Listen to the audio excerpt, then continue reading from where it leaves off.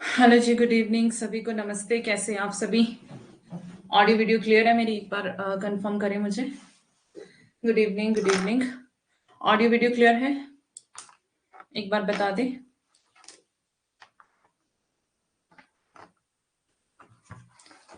Good evening.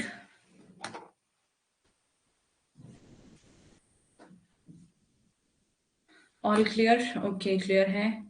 Okay, thank you.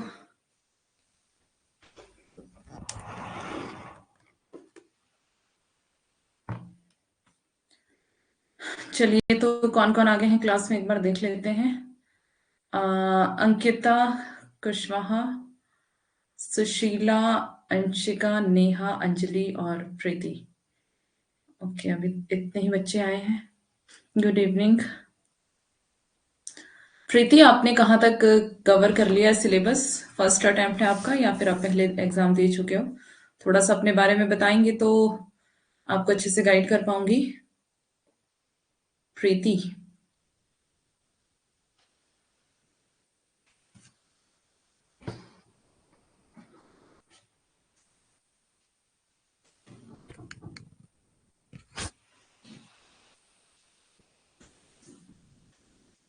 Okay जी, किसी को कोई कुछ पूछना है, कोई सवाल है तो बता सकते हैं आप। किसी प्रकार का कोई प्रश्न आपके पास है तो आप कह सकते हैं।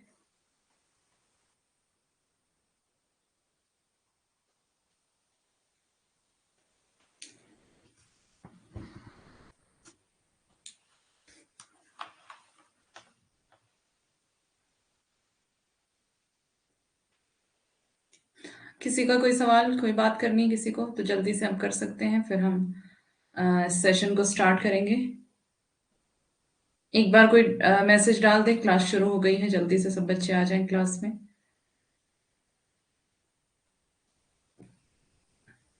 कोई भी मैसेज डाल दे एक बार। फर्स्ट बार है, ओके। तो तैयारी आपने अभी शुरू की है या पहले भी कर रहे थे?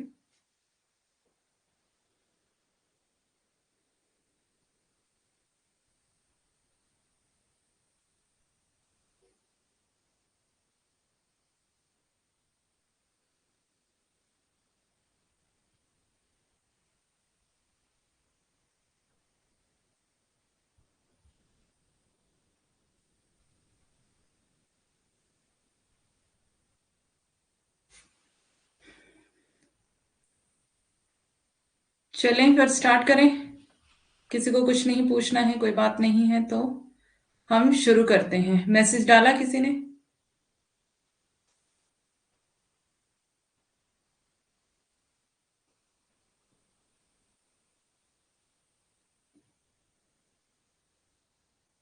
अभी शुरू किया है। ओके, तो आप अपना पीछे वाला सिलेबस कवर करते रहना है ना। अगर अभी शुरू किया है फिर आपको थोड़ा सा टाइम लग जाएगा। ये वाला एग्जाम तो आप नहीं दे पाएंगे, है ना। मतलब अगर देना भी होगा तो दे सकते हैं, देने को कुछ नहीं है, लेकिन अगर आता नहीं होगा तो वैसे देकर देख सकते हैं कि कैसा एग्जाम आता है ना। तो पेपर भर देना, पता चल जाएगा कैसा एग्जाम आता है। आज मेरा दिल नहीं कर रहा कुछ पूछने का मैम, मेरा कोल्ड सही नहीं हो रहा। अच्छा, जितनी बार मेडिसिन का असर रहता है तब तक। आपने स्टीम लेके देखा? स्टीम लेके देखो। ग्रामर करवाने वाले थे बिल्कुल, अभी इसके बाद ग्रामर करवाऊंगे इसको खत्म करके। हम्म। तो प्रीति से मैं बात करी थी। प्रीति, इस बार का एग्जाम भर देना, अभी डेट है 20 तक, ठीक है। तो एग्जाम भर करके आपको, अगर नहीं भी तैयारी है, जितना हम कर रहे हैं अभी, अगर आप इस पे ध्यान देंगे अच्छे से तो भी आप बहुत सारी चीजें कवर कर पाएंगे, है ना। एक मिनट वेट करना ना। आ रहा है कोई।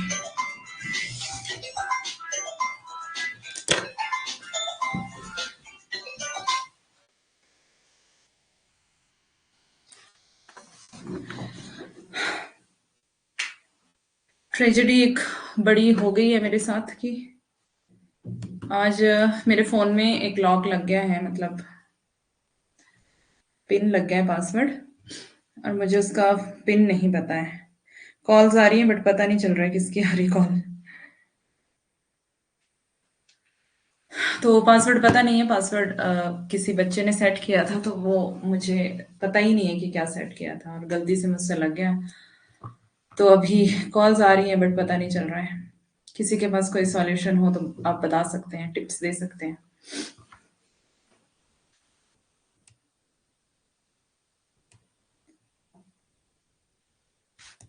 कहाँ थे हम?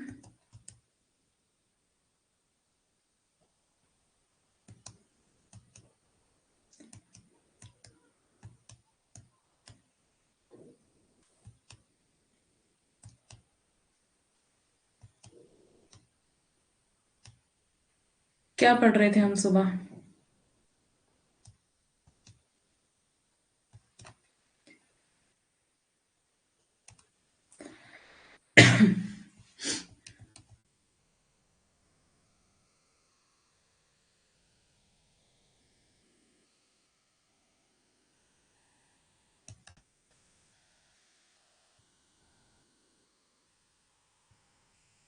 गांधी दर्शन पढ़ रहे थे ना?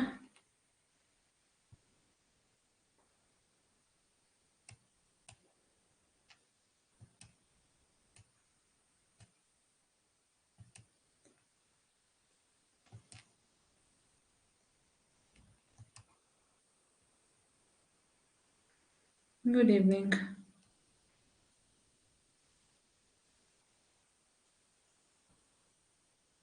थर्ड।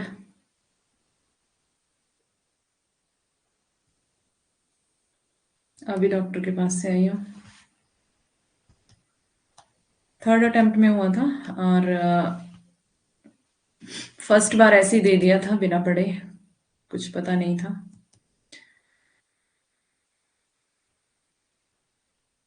मतलब सिलेबस का भी नहीं पता था तब, फर्स्ट अटेम्प्ट जब मैंने दिया था। सेकंड के लिए तैयारी की थी, तब नेट हुआ था, जेआरएफ नहीं हो पाया था।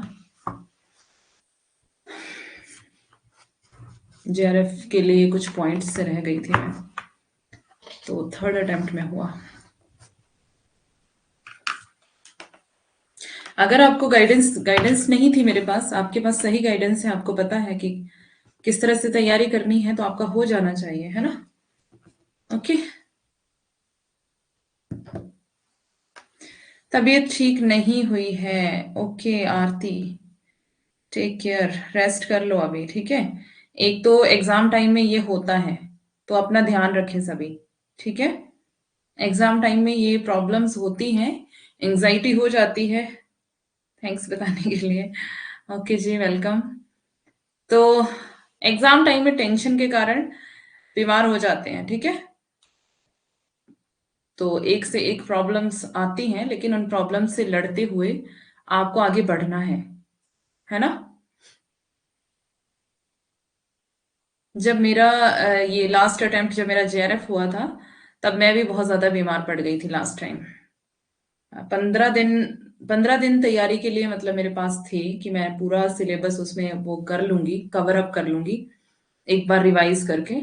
तो मैंने 15 दिन लास्ट के उसके लिए रखे थे, और लास्ट के 15 दिन में बीमार रही। मतलब इतनी ज्यादा बीमार कि इतना ज्यादा मुझे फीवर था कि मुझसे ना मेरी आंखें ही नहीं खुल रही थी, और ठंड बहुत ज्यादा लग रही थी, और मैं हीटर के पास पूरा बैठ करके, आग के पास बैठ करके भी मेरी ठंड ही नहीं जा रही थी। उस टाइम इतना ज्यादा फीवर हो गया था, बहुत ही बीमार हो गई थी मैं, और मुझे लग रहा था कि मैं एग्जाम नहीं दे पाऊंगी। तो बहुत ज्यादा मतलब शायद ऐसा लग रहा था मुझे कि मुझे ऐसा फीवर कभी जिंदगी में नहीं हुआ। हो सकता है मुझे कोरोना हो गया, पता नहीं मुझे। तो मैंने बहुत बार दवाइयां भी ली और नहीं ठीक हुई थी मैं। लेकिन लास्ट जिस दिन एग्जाम था, उस दिन भी मैं बीमार थी और एग्जाम देने चली गई थी, फिर भी जेआरएफ हो गया। तो इसीलिए ना, हारना नहीं है, डरना नहीं है। मैं एक बुक लेके ना आग के पास, हीटर के पास बैठ जाती थी, पढ़ना ही पढ़ना है, आंख ही नहीं खुलती थी, आंखों से पानी निकलता था, फिर भी पढ़ना ही है। तो थोड़ा सा स्ट्रगल करना पड़ता है, ये सब सबके साथ होता है, ठीक है। ये टेंशन से होती है, होती है एंजाइटी। कितना समय लगा था जेआरएफ के लिए? देखो, अगर मैं आपको कहती हूँ 6 महीने दे दो एग्जाम के लिए अच्छे से, बट अच्छे से देने पड़ेंगे। हाँ, ये होता है, एग्जाम टाइम में होता है, कोई बात नहीं। थोड़ा रेस्ट करो, पहले अपनी तबीयत को ठीक करो अच्छे से, है ना। उसके बाद पढ़ाई करो, टेंशन मत लो। ये सबके साथ होता है, कोई ना कोई प्रॉब्लम्स एग्जाम टाइम में आती आती है, किसी को फिजिकली, किसी को इमोशनली, है ना। और अलग अलग प्रकार की, कईयों की फैमिली में टेंशन्स हो जाती हैं, तो उन सारी चीजों से लड़ते हुए तो आगे बढ़ना है। यही तो है परीक्षा। अगर आप अभी हार गए तो फिर आगे कैसे चलेंगे? तो हारना नहीं है, ठीक है। और जेआरएफ करके दिखाना है। किसी भी एग्जाम के लिए मैं हमेशा कहती हूँ 6 मंथ दे दो। 6 महीने आपके ऐसे होने चाहिए कि आप और आपकी किताबें, थर्ड पर्सन कोई नहीं होना चाहिए बीच में, ठीक है। ऐसे नहीं कि घंटों घंटों आप फोन पे लगे हैं और बैठ गए आप पूरा पूरा दिन, तो बातें आपकी खत्म नहीं हो रही हैं, है ना। पूरा डेडिकेट कर दिया, हाँ, तभी तो बीमार पड़ गई हो तुम। हाँ, ख्याल रखना जरूरी है, बहुत ज्यादा जरूरी है। पहले तो अपनी तबीयत को ठीक करो, है ना, उसके बाद पढ़ो। तो 6 महीने आपके ऐसे होने चाहिए कि थर्ड पर्सन कोई नहीं होना चाहिए, है ना। तो आप और आपकी किताबें, बस पढ़ाई करो अच्छे से। कोई मेला नहीं, कोई शादी नहीं, किसी भी प्रकार का कोई फंक्शन नहीं, फिर देखो आप सफल क्यों नहीं होते। क्या? क्या हुआ अंकिता? चलो, मेरे फोन में लॉक लग गया है, किसी के पास कोई आइडिया है तो बता देना मुझे, ठीक है। और मुझे अब खोलना ही नहीं आ रहा, काफी देर तक तो मैं ट्राई करती रही यूट्यूब से देख देख के, नहीं हुआ कुछ भी, फिर मैंने छोड़ दिया कि ऐसे ही टेंशन लेके बैठी रहूंगी, इससे अच्छा पढ़ाई कर लेती हूँ। तो चलते हैं, पढ़ते हैं थोड़ा, इसके बाद हम अभी फर्स्ट यूनिट का थोड़ा सा कवर करेंगे, ठीक है। क्योंकि ये खत्म हो जाएगा अभी जल्दी ही। कभी कभी लगता है कि निकल जाएगा पेपर, कभी लगता है नहीं हो पाएगा। देखो, अगर तो आपको मतलब दोनों ही बातें हैं, दोनों ही बातें लगती हैं सबको, है ना। लगता है हो जाएगा, लगता है नहीं होगा, बट ओवर कॉन्फिडेंस भी आपको नहीं होना चाहिए। कई बच्चों को ना ओवर कॉन्फिडेंस हो जाता है ना। वो नहीं होना चाहिए। इससे मेरा जीना आराम कर दिया है।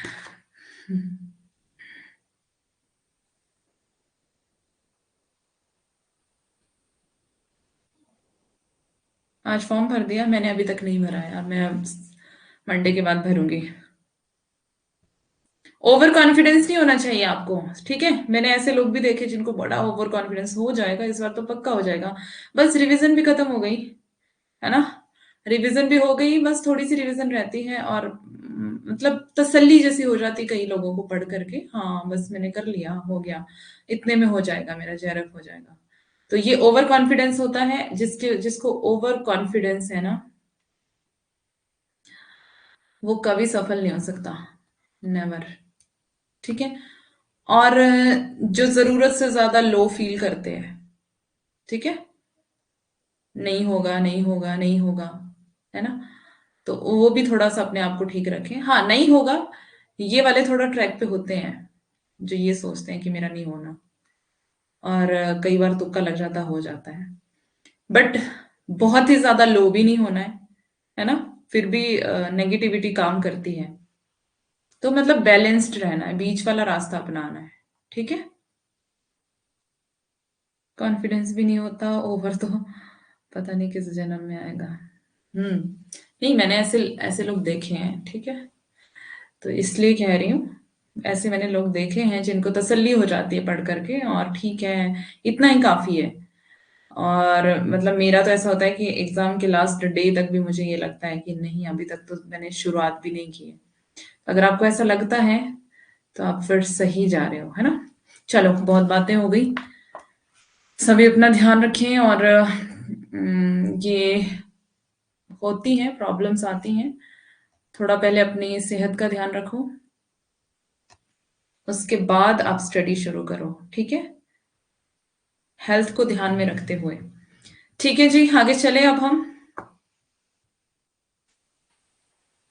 गांधी जी ने सत्याग्रही के लिए व्रतों का पालन आवश्यक बताया।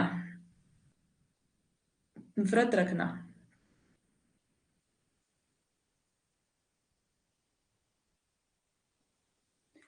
ठीक नहीं हो रही हो जाएगा, कोई बात नहीं। एक वीक तो लगता ही है कोल्ड में, कोल्ड फीवर थोड़ा सा, एक हफ्ता तो लग ही जाता है ना, अच्छे से ठीक होने में। तो कोई बात नहीं, अपना ध्यान रखो, ठीक हो जाओगे। अच्छे डॉक्टर से दवाई लो, उनको बताओ कि एग्जाम है हमारा, है ना। थोड़ी हार्ड वाली दवाई ले लो, मतलब बहुत ज्यादा हार्ड भी नहीं, थोड़ी सी हार्ड ले लो, तो जल्दी आराम आ जाएगा। बाकी थोड़े घरेलू नुस्खे अपना लो, काढ़ा वगैरह पी लो और स्टीम वगैरह ले लो, है ना, उससे भी काफी आराम हो जाता है। ओके। बाकी डरो मत, सब अच्छा होगा। और प्रैक्टिस करते रहो, प्रैक्टिस बहुत ज्यादा जरूरी है। रिवीजन और प्रैक्टिस, दो चीजें, रिवीजन और प्रैक्टिस, ठीक है। और मैं किससे बात कर रही थी अभी, प्रीति से बात कर रही थी उतने में, भूल गई मैं क्या बोल रही थी। प्रीति को मैं कह रही थी कि जो हमारी लाइव क्लासेस चल रही है ना, वो आपको रेगुलर अटेंड करनी है लाइव क्लासेस, ठीक है। जितना आप कवर कर पा रहे हो लाइव क्लासेस से, उतना करना है आपको। समझाने के लिए थैंक्स, ओके जी, मोस्ट वेलकम। लाइव क्लासेस जितना आप कवर अप कर पा रहे हो लाइव क्लासेस से करना है। टेलीग्राम ग्रुप ज्वाइन कर लो। हाँ, मैं डाल रही हूँ इस बार फॉर्म। टेलीग्राम ग्रुप ज्वाइन कर लो, ठीक है। ये है सरोज, नहीं, हिंदी फिलर फॉर्म के नाम से है, ठीक है। सब बच्चे वहां पर क्विज जो आपके लिए लाई जाती है, आपके फायदे की है। प्रैक्टिस हो जाएगी, क्वेश्चंस याद हो जाएंगे, है ना, कंफ्यूजन नहीं रहेगा। तो ये आपके लिए फायदा है। दूसरी बात, पहली बात लाइव क्लासेस अटेंड करो, दूसरी बात जो टेलीग्राम ग्रुप है उसको ज्वाइन कर लो, तीसरी बात पीछे वाला जितना भी सिलेबस है उसको कवर कर लो, ठीक है। स्पेशली मैं प्रीति से बात कर रही हूँ, तो पीछे का जो सिलेबस है, रिकॉर्डेड क्लासेस देखते रहो साथ साथ में। आपसे बात करके तो ऐसा लगता है मैम जैसे जंग जीत ली। अच्छा, महज उपचारिका रह गई क्या? उप, उपचारिकता, औपचारिकता रह गई। हम्म। देखो, एक टीचर जो है वो इसीलिए होता है कि वो आपको गाइड कर सके, सही रास्ते पर आपको ला सके, समझा सके, है ना। तो अगर आप टीचर की बात मान लेते हैं तो आपके लिए फायदा रहता है ना। तो जितना जो मानेगा उसका खुद का बेनिफिट होगा, वो अपने आप समझ जाएगा। जो नहीं मानेगा उसको पछताना पड़ेगा। ये दो ही बातें होती हैं, ठीक है। तो टीचर इसीलिए होता है कि वो आपको गाइड करें, और अगर सही गाइडेंस आपके पास है तो जरूर आप जंग जीतेंगे, कोई शक नहीं है, नो डाउट, है ना। तो चलते हैं अब।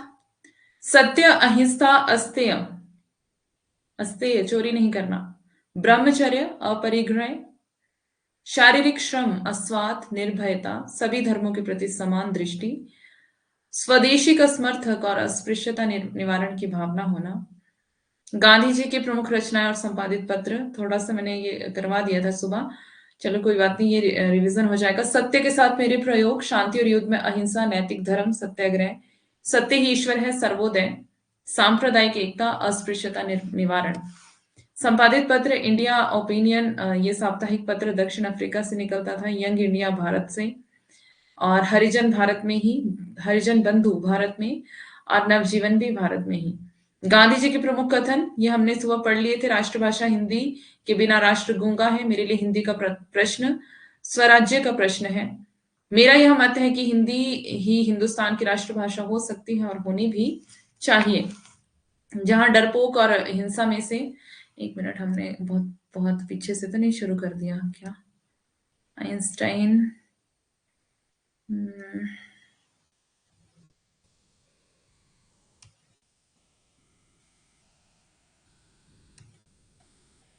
शायद काफी पीछे से हम पढ़ रहे हैं।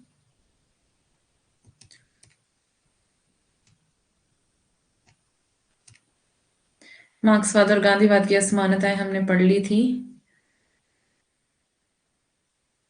ये भी पढ़ लिया था। उपवास, अनशन, हड़ताल सब पढ़ लिया था। ओके, ये भी पढ़ लिया था। गांधी जी के प्रमुख कथन यहाँ दोबारा रिपीट हुए हैं। और गांधी जी के बारे में विद्वानों के मत, ये भी पढ़ लिया था क्या हमने सारा? स्लाइड्स तो खाली है सारी। ये सब पढ़ लिया था, एक बार बताओ मुझे।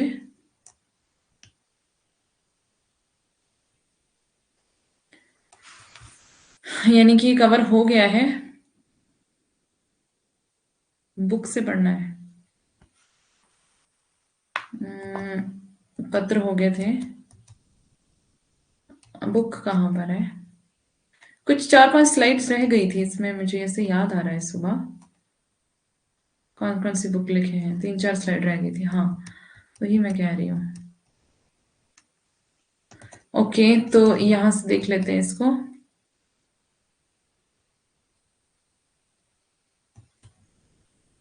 मार्क्सवाद वाली असमानताएं पढ़ ली थी ना, यहां से पढ़ लेते हैं।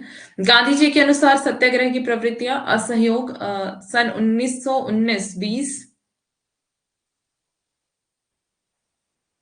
यूनिट 3 कर लेंगे स्टार्ट। थोड़ी सी रह गया था ना इसमें, इसलिए रखा था इसको। अभी यूनिट 1 पढ़ लेंगे थोड़ा। असहयोग 1919-20 ईस्वी में भारत में ब्रिटिश शासन का विरोध करने के लिए असहयोग आंदोलन के मार्ग को अपनाया, जिसमें उन्होंने हड़ताल धारणा का बहिष्कार किया। सविनय अवज्ञा आंदोलन जो था, यह सत्याग्रह का सबसे उच्चतर सोपान था। सन 1913 ईस्वी में नमक आंदोलन के रूप में गांधी ने इसी शस्त्र का प्रयोग किया था। हिजरत या प्रवचन, आत्मसम्मान हेतु स्थायी निवास को स्वेच्छा से परित्याग करना। सन 1918 में बारदोली और 1939 में विट्ठलगढ़ और लिम्बड़ी की जनता को गांधी जी के द्वारा हिजरत का सुझाव दिया गया था। उपवास या फिर अनशन, उपवास सत्याग्रह का उच्चतम सोपान है। गांधी जी इसे अग्निबाण कहते थे। ठीक है, अनशन को क्या कहते थे गांधी जी? अग्निबाण। हड़ताल को देखते हैं। सत्याग्रह का एक अन्य रूप हड़ताल है। हड़ताल के विषय में गांधी जी का विचार समाजवादियों और साम्यवादियों से भिन्न था। गांधी जी के अनुसार हड़ताल करने वाले व्यक्तियों की मांगे नितांत स्पष्ट और उचित होनी चाहिए। गांधी जी के अनुसार सत्याग्रही के गुण क्या होने चाहिए? ईश्वर पर उसका अटूट विश्वास, अंतरात्मा की शुद्धता, वो पूर्ण ब्रह्मचारी होना चाहिए, धन यश पद सम्मान आदि से उसको दूर रहना चाहिए। सत्याग्रही को आज्ञापालक होना चाहिए। सत्याग्रही में अपरिग्रह की भावना होनी चाहिए। सत्याग्रही को धैर्यवान, चरित्रवान और निर्यसनी होना चाहिए। गांधी जी ने सत्याग्रही के लिए व्रतों का पालन आवश्यक बताया। ये निम्नलिखित हैं: सत्य, अहिंसा, अस्तेय चोरी नहीं करना, ब्रह्मचर्य, अपरिग्रह, शारीरिक श्रम, अस्वाद, निर्भयता, सभी धर्मों के प्रति समान दृष्टि, स्वदेशी का समर्थक तथा अस्पृश्यता निवारण की भावना होना। गांधी जी की जो प्रमुख संपादित पत्र हैं: सत्य के साथ मेरे प्रयोग, शांति और युद्ध में अहिंसा, नैतिक धर्म, सत्याग्रह और सत्य ही ईश्वर है, सर्वोदय, सांप्रदायिक एकता, अस्पृश्यता निवारण। और जो इनके पत्र हैं, ये हमने अभी पीछे भी पढ़ लिए हैं। ठीक है, इनके कथन हम पढ़ रहे थे। राष्ट्रभाषा हिंदी के बिना राष्ट्र गूंगा है। मेरे लिए हिंदी का प्रश्न स्वराज्य का प्रश्न है। मेरा यह मत है कि हिंदी ही हिंदुस्तान की राष्ट्रभाषा हो सकती है और होनी भी चाहिए। जहां डरपोक और हिंसा में से किसी एक को चुनना हो तो मैं हिंसा के पक्ष में अपनी राय दूंगा। यदि मतलब कि इनका कहना है कि डरपोक नहीं होना चाहिए व्यक्ति। यदि मशीनों का लोप हो जाए तो मैं दुख नहीं मनाऊंगा, ना इसे कोई घोर संकट की बात कहूंगा, लेकिन मशीनों का नाश मेरा उद्देश्य नहीं है। निर्बल कभी सत्याग्रही हो ही नहीं सकता। सत्य सामूहिक विनाश के किसी भी हथियार से अधिक शक्तिशाली है। धर्म विहीन राजनीति मृत्युजाल है। मनुष्य की महिमा समरस होने में है। अहिंसा अपनी क्रियात्मक रूप में सभी जीवधारियों के प्रति सद्भावना का नाम है। यह तो विशुद्ध प्रेम है। पूर्ण अहिंसा सभी प्राणियों के प्रति दुर्भावना के अभाव का नाम है। और ये यंग इंडिया पत्र 1930 में इन्होंने जो किया है प्रकाशित, उसमें लिखा हुआ है 1936 में सर्व सेवा संघ के सदस्यों से गांधी जी ने कहा, गांधीवाद नाम की कोई वस्तु नहीं है, अब मैं अपने पीछे कोई संप्रदाय नहीं छोड़ना चाहता। मतलब वो चाहते थे कि ऐसा कोई भी वाद पीछे ना चले। गांधी जी और गांधीवाद के बारे में विद्वानों के मत हैं। पीएस रमैया के शब्दों में गांधीवाद नीतियों, सिद्धांतों, आदेशों, निषेधों आदि का सिद्धांत ही नहीं वरन जीवन का एक रास्ता है। इसके द्वारा जीवन की समस्याओं के प्रति एक नवीन दृष्टिकोण का प्रतिपादन या पुरातन दृष्टिकोण की पुनर्व्याख्या करते हुए आधुनिक समस्याओं के लिए पुरातन हल प्रस्तुत किए गए हैं। और केजी मशरवाला के शब्दों में साम्यवाद में से हिंसा निकाल दिया जाए तो गांधीवाद शेष बच जाएगा। जवाहरलाल सात्र के शब्दों में यदि विश्व में रक्त की एक बूंद बहाए बिना कुछ होने का सपना किसी एक दर्शन में है तो वह है गांधी दर्शन। आइंस्टाइन के शब्दों में आने वाली पीढ़ियां शायद ही विश्वास कर सकेंगी कि गांधी जैसे हार्ड मास का पुतला कभी इस भूमि पर हुआ था। तो यहाँ पर ये कंप्लीट हो गया है और यहाँ पे हम अब स्टार्ट कर लेते हैं जो हमारा छूट गया है पीछे। ठीक है।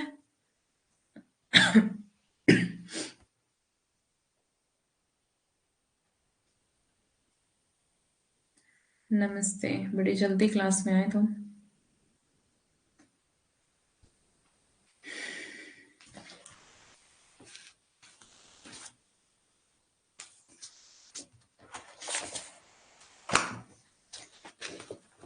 वर्णमाला हमने पढ़ लिया था। वर्णमाला किसी को याद है कुछ? मुझे लगा आज मेरी क्लास नहीं चलेगी। अच्छा, तो तुम चेक किए बिना ऐसे ही बैठे रहे क्या चुपचाप से?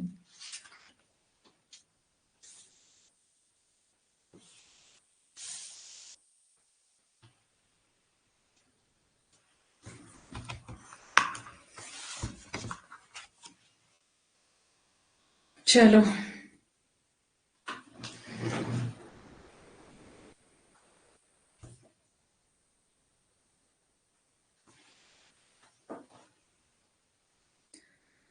पढ़ लिया है।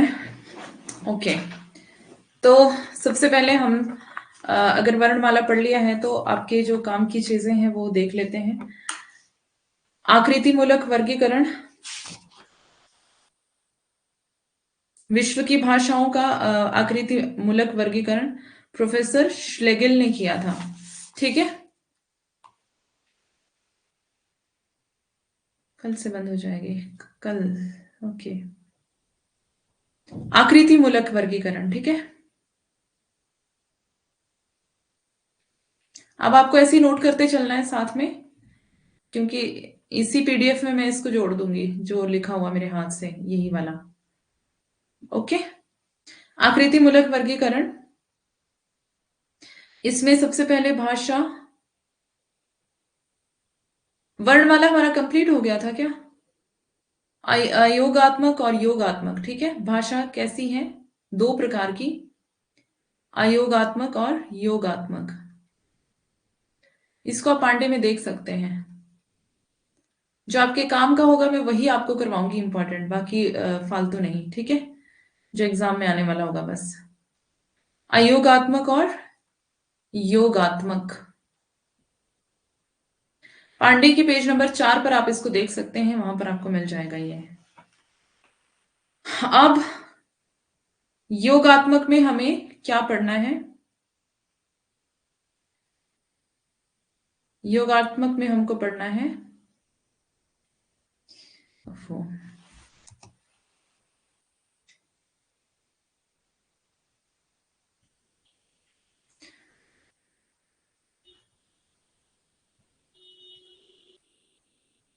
श्लिष्ट। जिसके बाद पांडे वाली बुक है वो निकाल लें। ओके, श्लिष्ट भी हमें कैसा देखना है? बहिर्मुखी, बहिर्मुखी।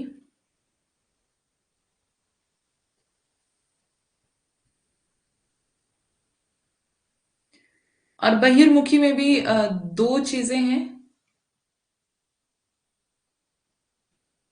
इस साइड को बना देती हूँ, निकाल ली। ओके, निकाल ली। पेज नंबर 4 पे देख लो, वहां पे डायग्राम ऐसा बना हुआ है।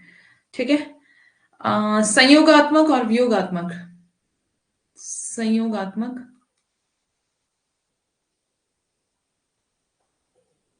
और वियोगात्मक। जिसके पास बुक नहीं है वो यहां से इसको बना ले ऐसे ही,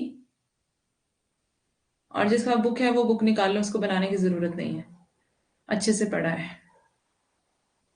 ओके। तो जिसके पास बुक नहीं है वो इसको ऐसे ही एज इट इज बना ले, और जिसका बुक है वो अपनी बुक पे देख सकता है, वहां पर नोट कर ले, ठीक है। संयोगात्मक जो है वो संस्कृत है। कौन सी भाषा है? संस्कृत। और वियोगात्मक है हिंदी। ये कैसे है अभी अगले पेज पे समझाऊंगी, पहले इसको आप नोट कर लो जल्दी से।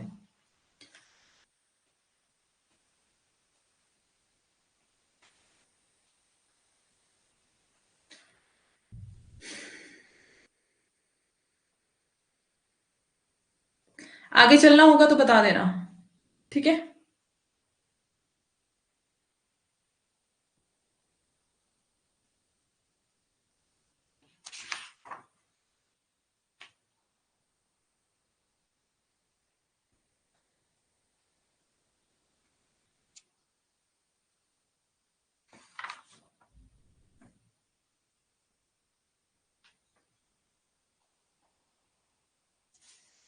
चले आगे।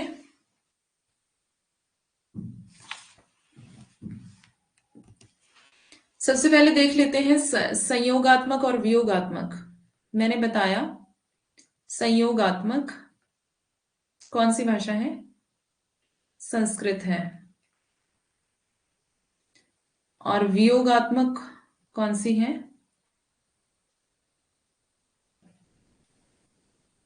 हिंदी। आप संस्कृत में पढ़ते थे रामस्य, ऐसे पढ़ते थे। और हिंदी में कैसे हो गया इसको, इसका राम का, ठीक है। ये है रामस्य, मतलब कि एक साथ ही इकट्ठा ही है ना ये शब्द। तो ये संयोग है, संयोग है, मिला हुआ है, ठीक है। यहां पर क्या हो गया, अलग हो गए ये दोनों शब्द। यहां पर क्या हो गया, वियोग हो गया।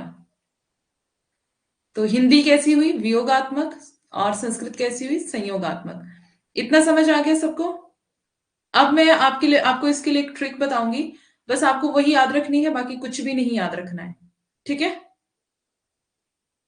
इसके लिए आकृति यूं विभक्ति सेम होती है। विभक्ति सेम होती है मतलब आकृति यूं सी बही कि सारे संयोग वियोग हो गए, ठीक है। ये एक ट्रिक है इसके लिए।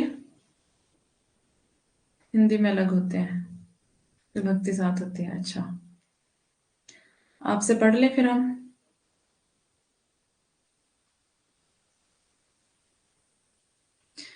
ओके, आकृति से आकृति मूलक वर्गीकरण ध्यान देंगे। ये आकृति से आकृति मूलक, यहां पर यो योगात्मक, सी श्लिष्ट, बही बहिर्मुखी,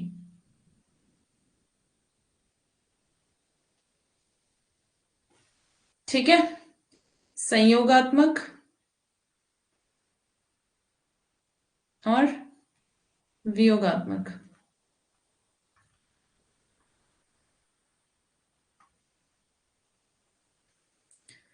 ठीक है। समझ आ गया?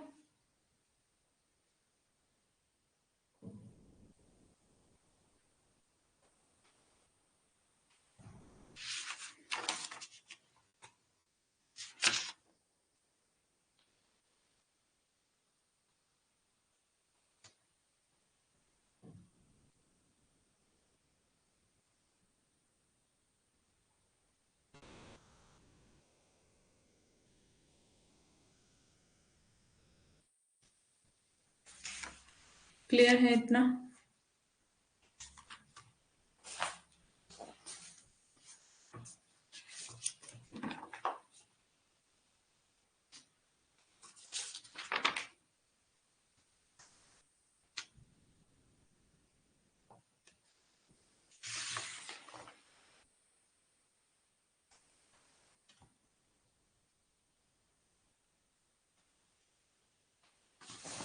बोलो भाई, हाँ ना तो कुछ बोलो।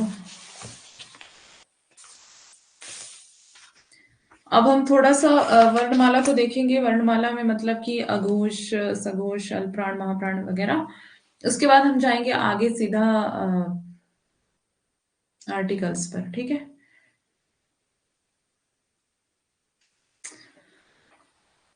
अब वर्णमाला, बेसिक चीजें मुझे पता है, मैंने आपके आपको इसकी करवा दी है, वैसे तो ये भी बेसिक ही है।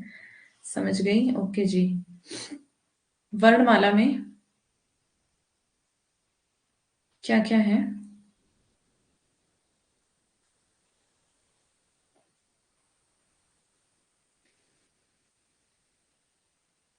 कितने स्वर हैं, कितने व्यंजन हैं, जल्दी बताओ।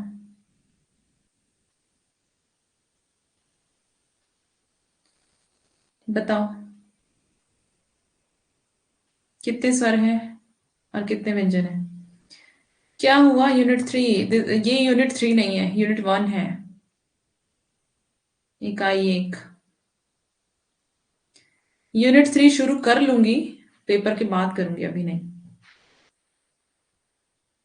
10 स्वर है? कैसे?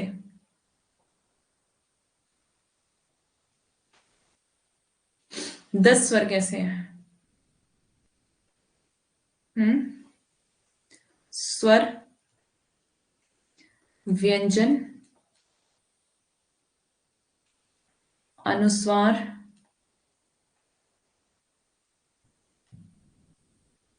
और विसर्ग, ठीक है।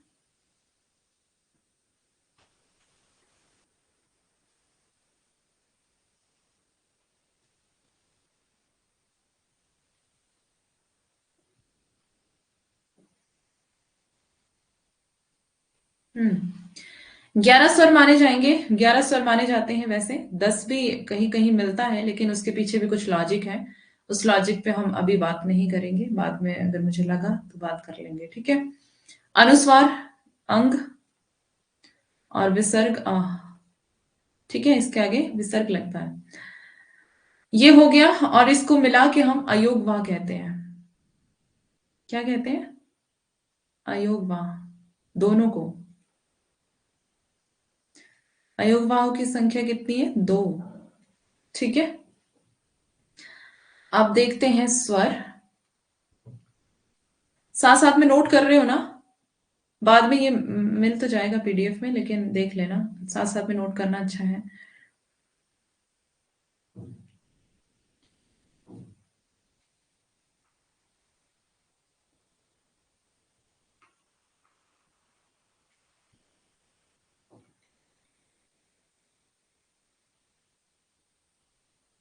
कर रहे, ओके गुड। जिन वर्णों के उच्चारण में मुख से निकलने वाली वायु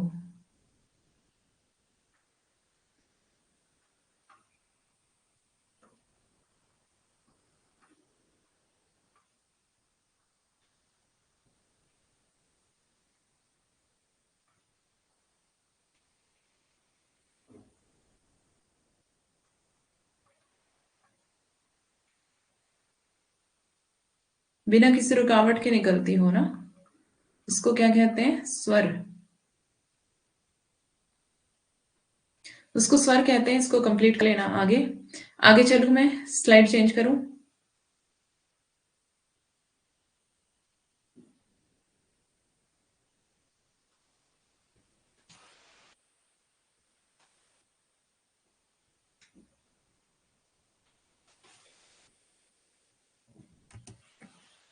स्वर जो है वो स्वतंत्र होते हैं। अब देखो, स्वर, स, स से स्वर, स से स्वतंत्र। स्वर स्वतंत्र होते हैं। इन्हें उच्चारण के लिए किसी दूसरे की मदद नहीं चाहिए होती।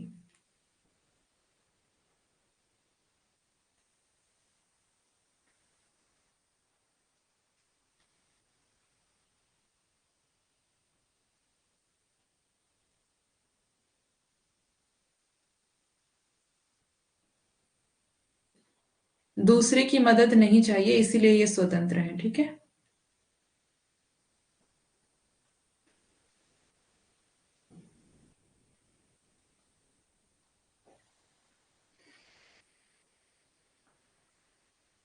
और जिनको मदद चाहिए वो व्यंजन है, इसके ऑपोजिट हो जाएगा। ठीक है, आप देखते हैं स्वरों के प्रकार।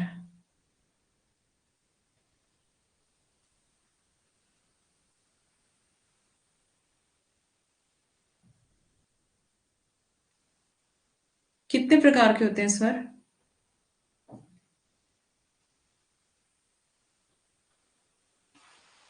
3 प्रकार के। कितने हैं? 3। कौन कौन से? पहला, ह्रस्व स्वर। ह्रस्व को हम मूल स्वर भी कह सकते हैं, मूल स्वर, और लघु स्वर भी कह सकते हैं। ठीक है। नंबर 2, दीर्घ स्वर।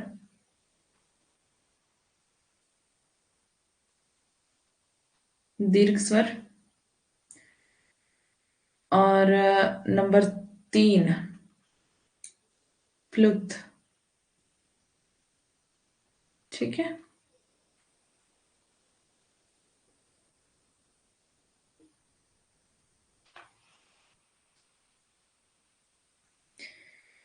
तो अब देखते हैं,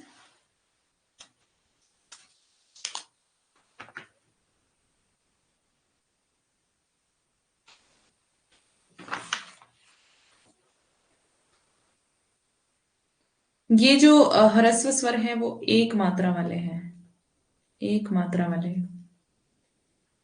और ये द्विमात्री हैं, यानी कि 2 मात्रा वाले। और ये 3 मात्रा वाले हैं।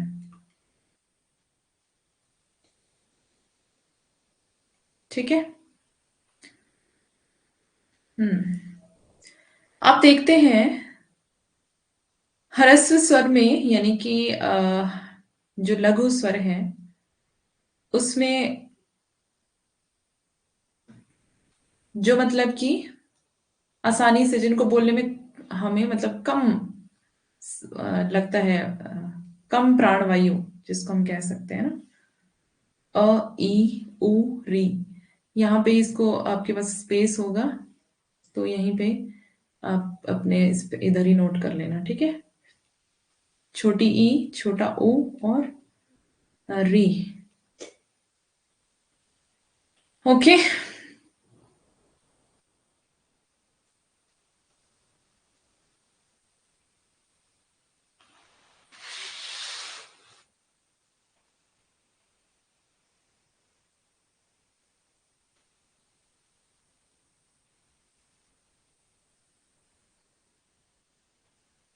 यहाँ पर जगह नहीं है, इसको जल्दी से नोट करो फिर आगे चलेंगे।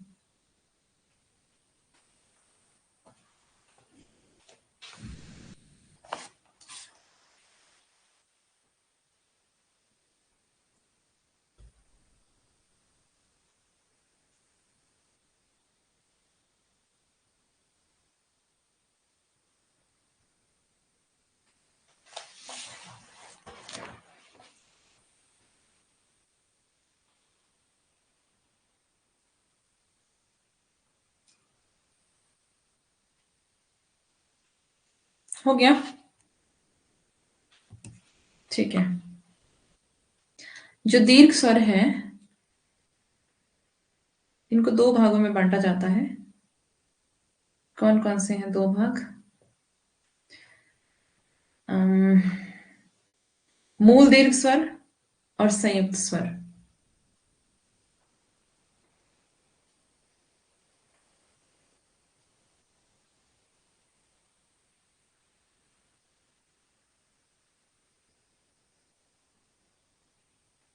अलग अलग किताबों में आपको अलग अलग मिलेगा। ठीक है, तो कंफ्यूज नहीं होना है। जो करवा रही हूं उस पर ध्यान देना है बस आपको। यहां पर आ, बड़ी ई और बड़ा ओ, 2 मात्रा वाले। ठीक है। और संयुक्त में ए, आई, ओ, औ। ठीक है, ये भी 2 मात्रा वाले। दीर्घ स्वर। तो तुम बोल लो ना, किसने तुम्हें रोका है? मुझे पता है तुम कुछ बोलना चाह रहे हो, बोल लो।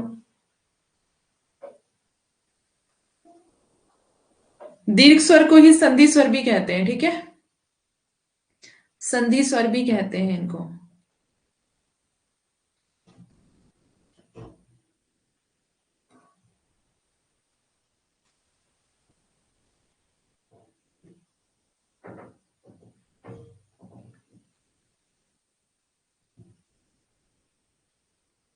क्यों, आज क्या हुआ? कल तुम्हारा सब्सक्रिप्शन खत्म हो जाएगा ना, आज ही बोल लो। आज क्या है? बोलने के लिए मुहूर्त निकालना पड़ेगा तुम्हें? हाँ।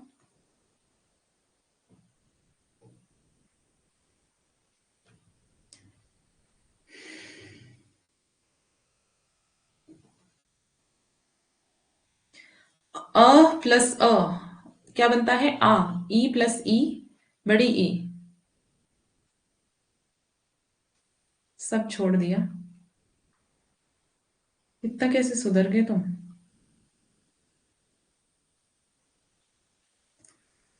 अ plus E is equal to ए।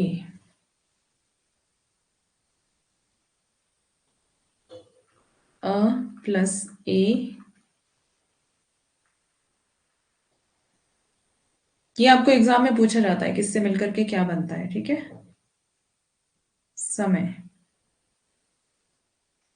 क्या समय? समय का वेट कर रहे हो?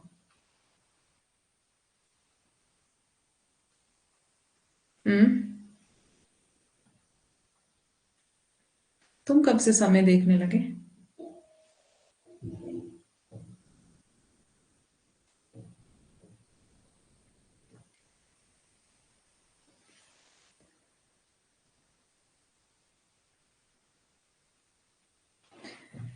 ओके।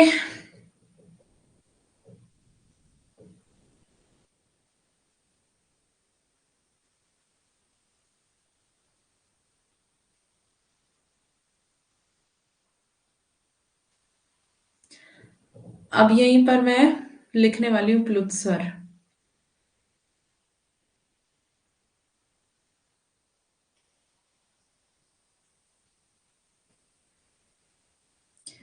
प्लुत स्वर स्वर जो है, उसमें क्या है?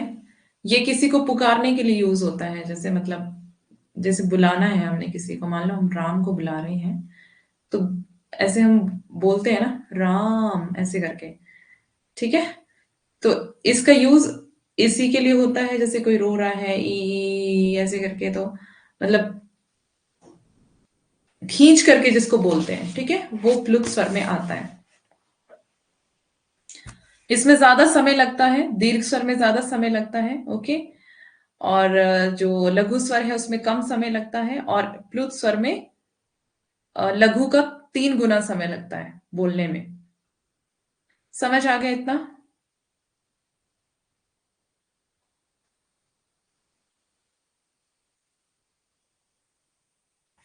अयोगवाह जो है, अंग और अह, ये क्या है? स्वर और व्यंजन के बीच की कड़ी है, ठीक है? इनको अयोगवाह कहते हैं, और ये स्वर और व्यंजन के बीच की कड़ी है।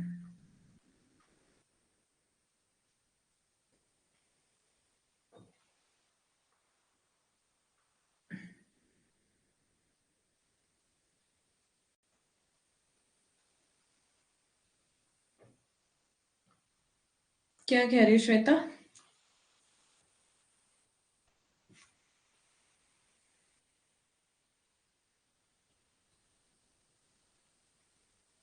अच्छा, प्लुत स्वर का यूज ये तो हर जगह ही होता है, ये तो हर जगह ही होता है। चलो अब हम देख लेते हैं उच्चारण स्थान, ठीक है? उच्चारण स्थान देखें। 5 मिनट रह गए हैं।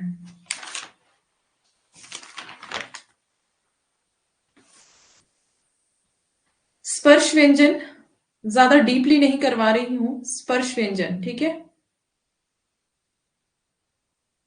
स्पर्श व्यंजन 25 होते हैं।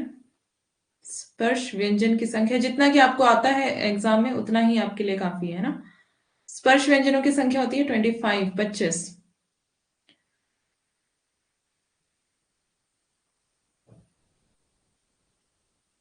इनको वर्गीय व्यंजन भी कहते हैं और इनको हम वर्गों में बांट सकते हैं। तो ये 5 वर्गों में बढ़ते हैं।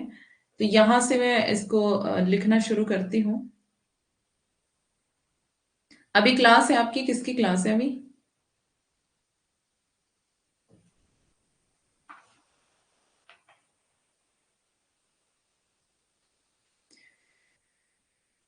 क, च, ट, त और प। ये सबसे ज्यादा इंपॉर्टेंट है आपके एग्जाम के लिए, ठीक है। क, च, ट, त, प, ये आपको याद रखना है। इसको याद रखने के लिए ट्रिक बाद में बताती हूँ। पहले आपको इसको याद रखना है। पहले पहला वर्ग ये है, दूसरा यहां पर लिख देते हैं ख, छ, ठ, थ और फ। थर्ड, अभी आपकी क्लास है ना 7 बजे, किसकी क्लास है? ग, ज, ड, द और ब, ड, द और ब। फोर्थ,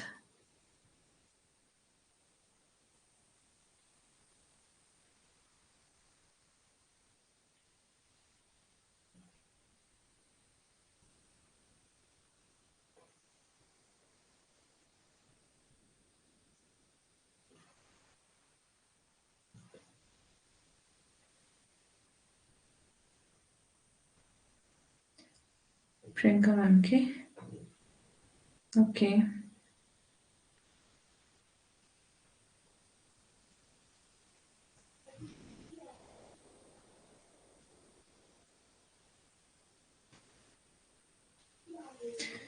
ठीक है, ये रही आपकी वर्णमाला की जो व्यंजन है, ठीक है। अब आपको देखना है यहाँ पर, इसके लिए एक ट्रिक यहाँ पे बता देती हूँ। कहाँ पर लिखूं? पहले तो आपको क, च, ट, त पे याद रखना है।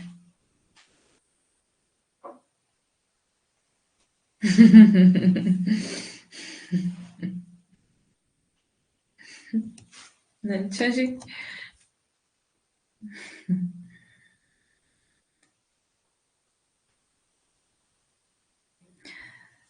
मेरे एग्जाम में भी ऐसा कुछ नहीं था, नहीं तो मैं भी अपने टीचर्स को साथ लेके जाती है ना। आप तो अपने सर को साथ लेके जा सकते हैं। सर को तो अच्छी तरह से आती है हिंदी। कौन कौन ले जाएगा? एक मैम को कौन कौन ले जाएगा? अच्छा। क, च, ट, त, प पहले आपको याद रखना है। क, च, ट, त, प। बस इसको ऐसे याद रख लेना आपको, क, च, ट, त, प, जैसे भी करके आपको इसको रट्टा मार लेना है, ठीक है। अब इसके लिए एक ट्रिक है। कसम खाते हैं ना आप? कसम खाते हैं तो स की जगह ना त कर लेना यहां पर, ठीक है। क, त, म और दो, ठीक है। कसम दो बोलते हैं ना।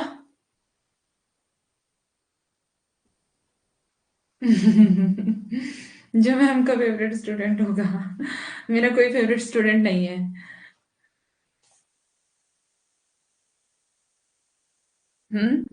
मेरा कोई फेवरेट स्टूडेंट नहीं है, मेरे लिए सारे बच्चे एक समान हैं। ओके। कतम दो, कसम दो होता है ना, कसम देते हैं ना, आप देते हैं ना, खाते भी हैं। तो रिप्लेस कर देना इसको स को त के साथ, ठीक है। अब देखो, क से कंठ्य, कंठ्य। त से तालव्य, म से मूर्धन्य, द से दंत्य, और यहाँ पे ओ की मात्रा है तो ओष्ठ्य। ठीक है, ये बस आपको याद रख लेना है, इसके लिए बाकी कुछ नहीं करना आपको, तोतला बोलना है।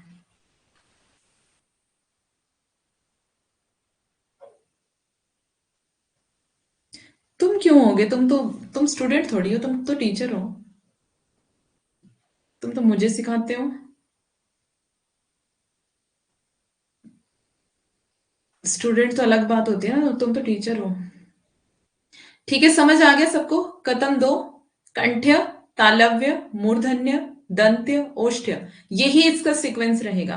तो जो क वर्ग है, क वर्ग क्या होगा, यहां से देख करके आपको बताना है। कंठ्य, समझ आया? च वर्ग, तालव्य, ट वर्ग, मूर्धन्य, त वर्ग, दंत्य, और प वर्ग कैसा है, ओष्ठ्य। ये क्लियर हुआ? ये ट्रिक क्लियर हुई आपको? क्यों, मुझे तो सिखा ही लेते हो तुम, कोई मौका थोड़ी छोड़ते हो। चलो छोड़ो अभी, यहाँ पे फोकस करो, फोकस।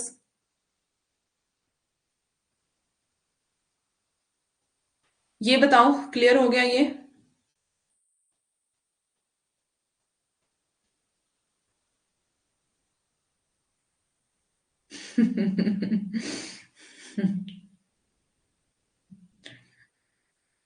आपके सर है ना। टेबल बना के कर ली। पहले बताओ ये समझ आ गया है या दोबारा समझाओ?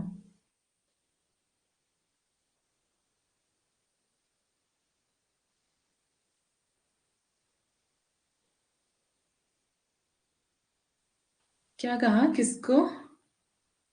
किसी और दिन इसको करा दीजिए, अच्छा। अभी समझ नहीं आया? कतम दो याद रखना बस आपको, क्योंकि इसी में कंफ्यूजन होता है, कहाँ पे कंठे आएगा, कहाँ पे तालव्य आएगा। ठीक है, तो कथम दो वाली ट्रिक यहाँ पर अपना लेते हैं हम। अभी तो आपको जाना है, यहाँ पे इसको छोड़ देती हूँ, कल सुबह वाली क्लास में इसको आगे कंटिन्यू करवा लूंगी। कल क्लास लूँ या रहने दूँ? पेपर वन का क्लास नोटिफिकेशन आ गया, ओके जी। ये देखो यहाँ पर बस मैं ये बता, यहाँ पे लिख देती हूँ। कंठ्य, त से तालव्य, मूर्धन्य, दंत्य, और ओष्ठ्य। ठीक है, इसको आगे कल कंटिन्यू करवाऊंगी।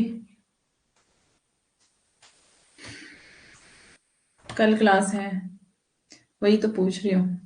रहने दीजिए कल। आरती, अच्छा।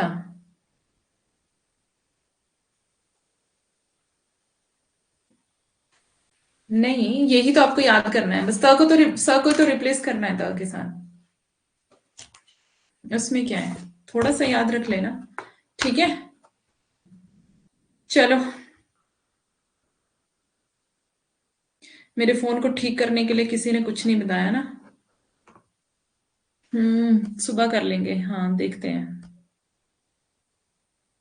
ओके जी, welcome, take care you too. चलो, बाय बाय सबको। क्या है? मैम आपने मुझे अच्छे से पढ़ाया और मैं गलतियों से, मेरी गलतियों से बुरा क्या है, बुरा नहीं माना, मेरे बेस्ट, आप मेरे बेस्ट टीचर में सबसे ऊपर हो। अच्छा, अरे वाह, ऐसा क्या? मेरे फोन में लॉक लग गया है, पासवर्ड लग गया है, और पासवर्ड पता नहीं है क्या है। चल नहीं रहा फोन, कॉल्स आ रही हैं, अभी पता नहीं चल रहा किसकी आ रही है। कोई बुक बताइएगा जिसमें सारा यूनिट। अच्छा ठीक है, मेगा मेगा जाओ अभी आप, बाय बाय। कौन सा मोबाइल है, वीवो T2 5G?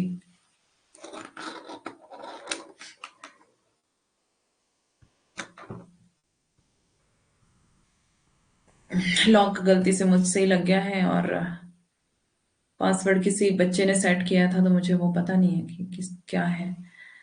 जाते जाते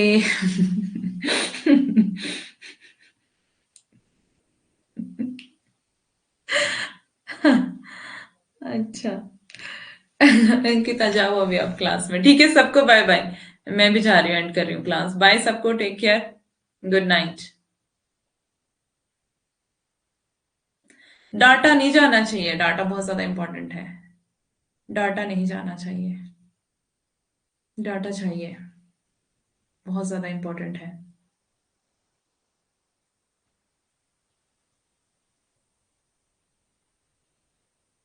कुछ ऐसी ट्रिक बताओ जिससे डाटा ना जाए। ठीक है, पता करके बताना मुझे। Vivo T25G।